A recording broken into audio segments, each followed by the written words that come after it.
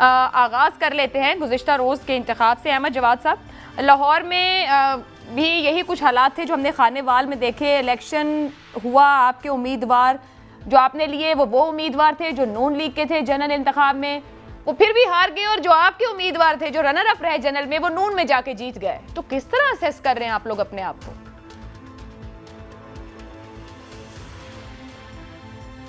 देखें आयशा, ये दोनों सीटें जो हैं ये तो 2018 के इलेक्शंस में पीएमएलएन की सीट्स थीं और पीएमएलएन ने दोबारा जीत ली हैं।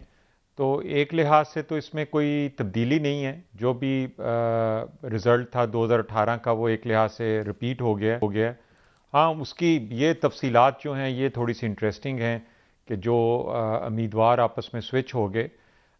तो मैं इसको कोई बहुत बड़ी तब्दीली नहीं समझूंगा। पाकिस्तान पीपल्स पार्टी के वोट जो लाहौर में भी बढ़े हैं, यहाँ पे भी बढ़े हैं, उसे मैं कोई इतना सिग्निफिकेंट नहीं समझता। पंजाब में अभी भी मुकाबला जो है वो पीटीआई और पीएमएलएन के दरमियान ही है। पाकिस्तान पीपल्स पार्टी जो है अभी मैं नहीं समझता कि पंजाब के अंदर उसकी कोई ऐसी कोई स्ट्रॉन्ग पोजीशन है कि वो आइंदा आने वाले इलेक्शन में किसी भी सियासी जमात के लिए कोई बड़ा चैलेंज जो है वो खड़ा कर सके।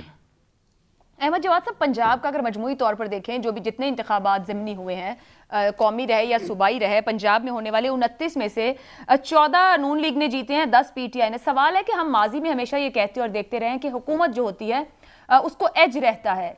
यहाँ पर हम देख रहे हैं कि बुजदार हुकूमत को वो एज नहीं मिल पाया ज़िमनी इंतखाब में। इसके बावजूद कि आप लोग कारकर्दगी की बात करते हैं या फिर वसीम अकरम प्लस कहा जाता है और परफॉर्मेंस की बात होती है, कहीं ना कहीं पीटीआई नून लीग के वोटर को, सपोर्टर को या उनके टिकट होल्डर्स को जैसे कहते रहे कि तकसीम हो गए हैं या छोड़ रहे हैं, दूर हो रहे हैं, वो इंटैक्ट हैं। ये आपके फेवर में नहीं जा रहा किसी सूरत? देखें, एक तो आयशा, मैं यहाँ पे इस बात की मैं क्लैरिफाई कर दूं कि 2018 के इलेक्शन के नतीजे में जो भी पीटीआई की पोजीशन थी, चाहे वो कौमी असम्बली में है या सूबाई असम्बली में, वो मोर और लेस आज भी बरकरार है। जो इलेक्शन के रिजल्ट्स 2018 के थे वही ज़्यादातर रिपीट हुए हैं, स्वाय चंद एक सेटबैक्स हुए हैं, जैसे कि डस्का में पीएमएलएन जीती तो सियालकोट में पीटी गई, या कराची में अगर पीपल्स पार्टी जीती तो फाटा में पीटीआई जो है उसने जेयूआईएफ की सीट ले ली। तो ये चंद एक बीच में जो हैं वो 2018 से मुख्तलिफ रिज़ल्ट आए, वरना मोर और लेस वही हैं। और इसी वजह से अगर आप कौमी असम्बली में और सूबाई असम्बली में अगर नशिस्तों की तादाद को अगर आप देखें तो वो तकरीबन 2018 के ही लेवल के ऊपर है। इसलिए मैं नहीं समझता कि कोई ऐसी ख़ास चेंज जो है वो अवाम के या वोटर्स में सामने आई है। और यस, बाकी ये है कि देखें, आगे 2023 के इलेक्शन की तैयारी करनी है और हर ज़िमनी इलेक्शन को पीटीआई बड़ी संजीदगी के साथ लेती है। और सिर्फ ये वजह नहीं है कि चूंकि हमने 2018 में नहीं जीता तो अब हमें नहीं जीतना चाहिए। हमें अपनी परफॉर्मेंस की बेस पे बेहतर परफॉर्म करना चाहिए। ठीक है। जो सीट नहीं भी जीती है हमें वो सीट जीतने की कोशिश करनी चाहिए। एक आपका सवाल जो ये था कि माजी में हमेशा हुकूमती पार्टी जो है उसको ज़िमनी इलेक्शन में एक एज हासिल होता था और वो ज़्यादातर ये देखा गया था कि हुकूमती पार्टी वो इलेक्शन ज़िमनी इलेक्शन जीत लेती थी। मेरा ख्याल है ये पाकिस्तान में एक अच्छा ट्रेंड है। इसका एक ही मतलब है कि पाकिस्तान तहरीक इंसाफ जो है हुकूमती मशीनरी को इस्तेमाल करके तो इलेक्शन नहीं जीत रही, बल्कि हुकूमत में होने के बावजूद एक लेवल प्लेइंग फील्ड है और उसमें कोई भी जमात अपने वोटर की स्ट्रेंथ के ऊपर मैदान में आती है। और ठीक है अहमद जवाद साहब, आप आगे हम वापस इसके ऊपर आते हैं। ये जो आप बात कर रहे हैं जिसको आप अच्छा ट्रेंड कह रहे हैं, क्या वो वाकई उसी तरीके से इस पे आएंगे? लेकिन जो आपने पहली दो बातें की हैं उसके ऊपर हैदर जमान कुरैशी साहब, खानेवाल में पीपल्स पार्टी के नताइज से आप मुतमिन हैं? वोट आपका बड़ा है, सिग्निफिकेंट वोट दिखता है, या लाहौर में भी नजर आया?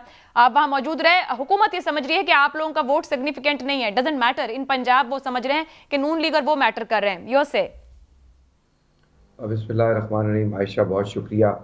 मैं सबसे पहले पाकिस्तान पीपल्स पार्टी के तमाम जालों को और क़यादत को यकीनन वो मुबारकबाद पेश करता हूँ कि जो हमारा अपवर्ड ट्रेजेक्ट्री का ट्रेंड NA 133 में नज़र आया, हमने उसको एक्सीड किया है और इंडिपेंडेंट इदारे जिस तरह पिलडेट है और इदारे हैं, उन्होंने जो डेटा भी दिया है, आपकी नज़र से भी गुजरा होगा कि तमाम मुस्लिम लीग नवाज का भी 2018 में 45% वोट बैंक था, जो इस वक्त जो वोट पोल हुआ है उनको 42.8% मिला है।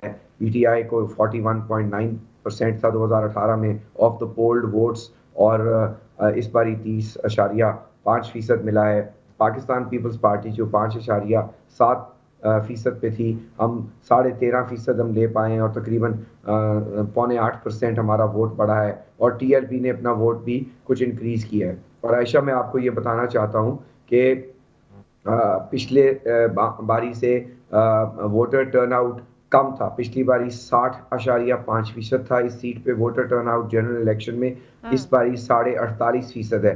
तो अगर कम वोटों में हमने ज्यादा वोट लिए हैं तो एक्चुअली इन रियल टर्म्स हमारा वोटर टर्नआउट बहुत ज्यादा है। और ये बात एक पर्सपेक्टिव हो सकता है कि जी हमारे पास इस वक्त विनिंग वोट नहीं है, लेकिन मैं याद दिलाना चाहूँगा कि जब 2015-16 के बाई इलेक्शंस हो रहे थे तो PTI का भी वोट बैंक विनिंग वोट नहीं था, लेकिन अपवर्ड ट्रेजेक्ट्री थी। और इस वक्त जो ग्रोथ आ रही है और जिस अंदाज में लोग इस हुकूमत की पॉलिसी से नाला है, मैं समझता हूँ पाकिस्तान पीपल्स पार्टी आने वाले दिनों में एक बहुत अच्छा हिस्सा पंजाब में अपना निकालेगी, और अपने ट्रेडिशनल जो हमारा वोट बैंक है उसके अलावा बहुत सारे लोग जो हैं मुस्लिम लीग नवाज और PTI को छोड़कर, उन्होंने खा वो काउंसलर्स हों, खा वो मेन इलेक्टोरल ग्रुप्स हों, क्योंकि आप आयशा, आप एक चीज़ ज़रूर देखें, जिस तरह आपने अपने इंट्रो में कहा कि पार्टियां तो अदल बदल कर कैंडिडेट्स ने जो है अवाम को मिसलीड किया, लेकिन जो नीचे वोटर था वो ये सवाल करता था कि वो आइडियोलॉजी दोनों जमातों की, PML नवाज की और PTI की, तो ये थी कि हम लोटाक्रेसी को रिजेक्ट करेंगे, हम फसली बटेरों को रिजेक्ट करेंगे। ये कैसा दौरा मियाद है। और उन्होंने हमें पोस्टर्स और इनके तकारीर सुनाई और उन्होंने इस बात को जो है रिजेक्ट किया, और इसी वजह से हमारा वोट बैंक जो है बहुत रैपिडली बढ़ा, और हमने एज ए तबकाती जमात। कुरैशी साहब, आप ये कह रहे हैं कि इनकी लोटाक्रेसी की वजह से आप लोगों का वोट बैंक बढ़ा। एक PTI इल्जाम लगा रही है कि इस हलके में, इस इंतखाब में मुर्दा अफराद के वोट भी पड़े हैं। आपके ख्याल में या आपके पास भी कुछ ऐसा रिपोर्ट हुआ? मैं गुजारिश करता हूँ देखिए, कोई इक्का दुक्का वाकयात हैं तो वो सामने आए मीडिया के सामने, लेकिन 54 करोड़ रुपए से लगभग की ज्यादा डेवलपमेंट वर्क्स की गई और टेंडर किए गए।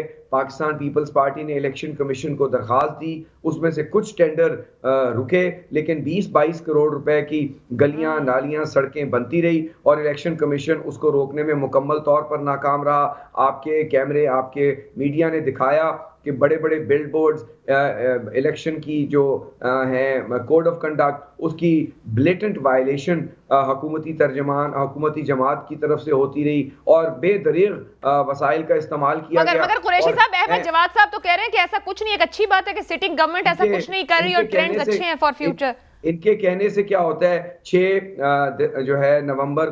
दिसंबर को और 6 नवंबर को जब कागजात नामजदगी दाखिल हुआ तो 11 नवंबर के लिए हाईवे डिपार्टमेंट का 25 करोड़ का टेंडर था जो हमने दरखास्त दी, और फिर इलेक्शन कमीशन ने पूछा बुला के हाईवे डिपार्टमेंट पंजाब से कि सड़कें आप खानेवाल में बनाना चाह रहे हैं 25 करोड़ की, टेंडर सर्किट हाउस मुल्तान में खोल रहे हैं, ये क्या माजरा है। तो उन्होंने फिर उसके बाद टेंडर को गैर महीना मुद्दत के लिए मंसूख कर दिया, लेकिन लोकल गवर्नमेंट के जरिए जो बहाल हो चुकी थी और वहां पर PTI की जो उम्मीदवार हैं और उनके अजीज चेयरमैन थे, क्योंकि उस वक्त वो नून लीग की बल्दिया के चेयरमैन बने थे, लेकिन अब वो जब बहाल हुए तो वो PTI के साथ अलाइन थे, तो उन्होंने फिर बल्दियाती फंड्स के जरिए नालियां, मतलब है कि नून लीग और PTI तो कैंडिडेट्स की स्विचिंग कर रही है आपस में। अब मुझे आगे बढ़ने दीजिएगा, इजाजत दीजिएगा कुरैशी साहब। चौधरी जाफर साहब, जीत तो मिली आप लोगों को, आपकी सीट थी आपके पास रही, उम्मीदवार आपको PTI से लेना पड़ा जो 18 का इंतखाब PTI से लड़ा था, और वोट भी % कुछ कम हुआ।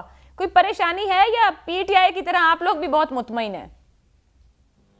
बिस्मिल्लाहिर्रहमानिर्रहीम, बहुत शुक्रिया आयशा। परेशानी सारे पाकिस्तान को है, अकेले नून लीग को या मुझे जाफर इकबाल को नहीं है।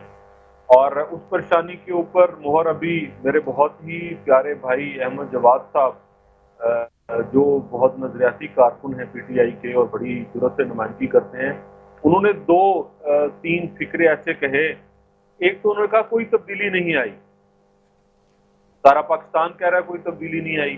फिर उन्होंने कहा कि बहुत बड़ी तब्दीली नहीं है, ये भी उन्होंने कहा, हाँ कोई बहुत बड़ी तब्दीली नहीं है। तो इस तरह हुकूमती मशीनरी को इस्तेमाल करने की मेरे भाई ने बात की। तो डस्का इलेक्शन में इलेक्शन कमीशन ने जो रिपोर्ट दी है वो देख लें और फिर अहमद जवाद साहब बता दें कि पीटीआई और जनाब इमरान खान हुकूमती मशीनरी को किस तरह इस्तेमाल करते हैं। अगर साबका दौर में जितनी इलेक्शन पिटिशंस हैं उनमें भी कहीं कोई ऐसी मिसाल दी जा सके जिस तरह डस्का इलेक्शन में हुआ और जो पीटीआई ने किया, तो हम हाजिर हैं कि जिसके टहरे में खड़ा करना चाहें। हाँ, कैंडिडेट स्विच हुए, बहुत सारे नजरियाती कारकुन, बहुत सारे वोटर इस बात पे नाला हैं और रहना चाहिए। और सियासी जमातों को बशमूल मेरी जमात मुस्लिम लीग नून